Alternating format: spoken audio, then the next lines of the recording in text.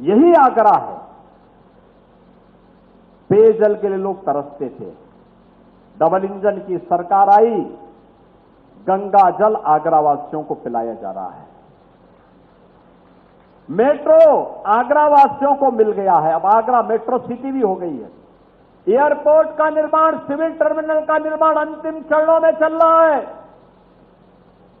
यह वही आगरा है जिस आगरा के बारे में तमाम प्रश्न खड़ा करते थे।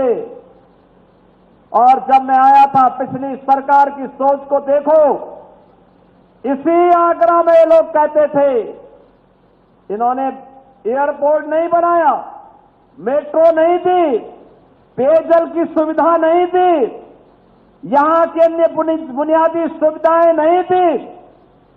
हर घर नल की योजना आज डबल इंजन की सरकार दे रही है।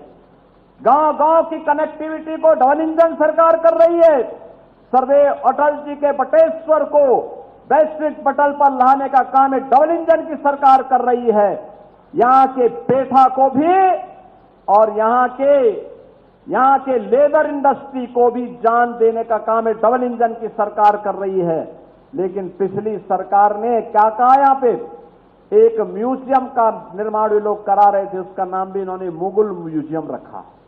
हमने कभी मुगलों का आगरा से क्या संबंध है?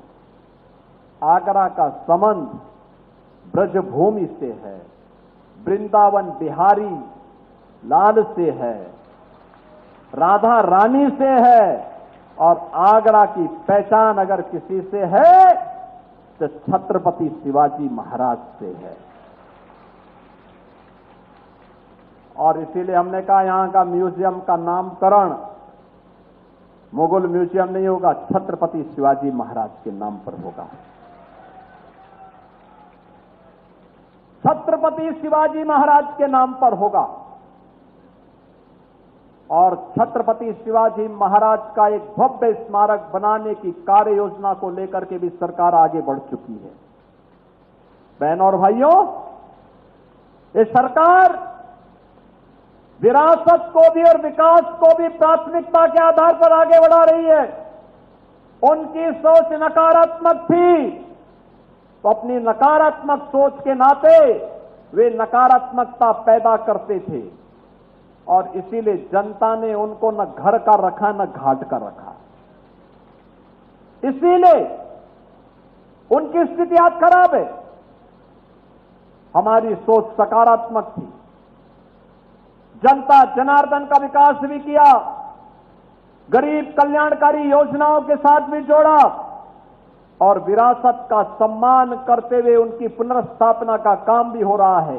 काशी में काशी विश्वनाथ धाम, अयोध्या में श्री राम जन्मभूमि में रामलला का विराजमान होना, विंध्यवासिनी धाम में मां विंध्यवासिनी का भव्य कॉरिडोर का निर्माण हो जाना, नैमिषारण्य में नैमिषारण्य का भव्य कॉरिडोर के निर्माण का कार्य हो जाना। और अभी तो हम मथुरा वृंदावन की ओर बढ़े हैं। इस बार हमने बजट में व्यवस्था कर दी है वृंदावन बिहारी लाल के भव्य कॉरिडोर के निर्माण के कार्यक्रम को भी सरकार आगे बढ़ाने जा रही है। हमने अब तक 8.5 लाख से अधिक नौजवानों को नौकरी दी है, सरकारी नौकरी दी है। अभी हाल ही में आपने देखा होगा 60,000 पुलिस भर्ती की प्रक्रिया संपन्न हुई है। 60,000 में से 12,000 में तो केवल बेटी बेटी ही सिलेक्शन हुई है। बहनों और भाइयों, ये कभी नहीं हुआ था। इतने बड़े पैमाने पर नौकरी, परंपरागत उद्यम को प्रोत्साहित करने के लिए कार्यक्रम, एमएसएमई के माध्यम से पहले ये लोग समाजवादी पार्टी और कांग्रेस के लोग 1 डिस्ट्रिक्ट 1 माफिया पैदा करते थे।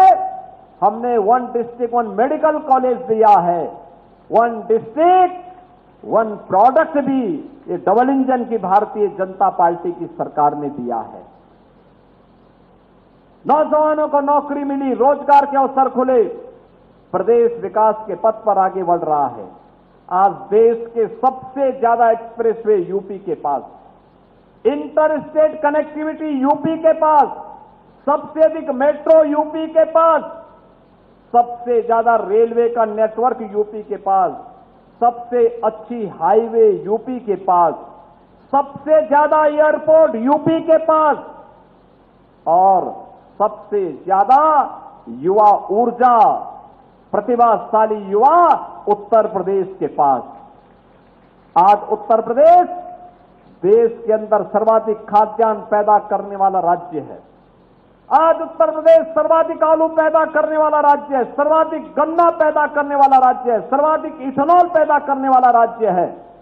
और उत्तर प्रदेश आज देश के अंदर हर एक क्षेत्र में नंबर 1 की प्रतिस्पर्धा में आगे बढ़ करके देश के अंदर बीमारू राज्य नहीं, अब विकास की प्रक्रिया में अग्रणी राज्य बन करके अभी देश की नंबर 2 अर्थव्यवस्था बन चुका है।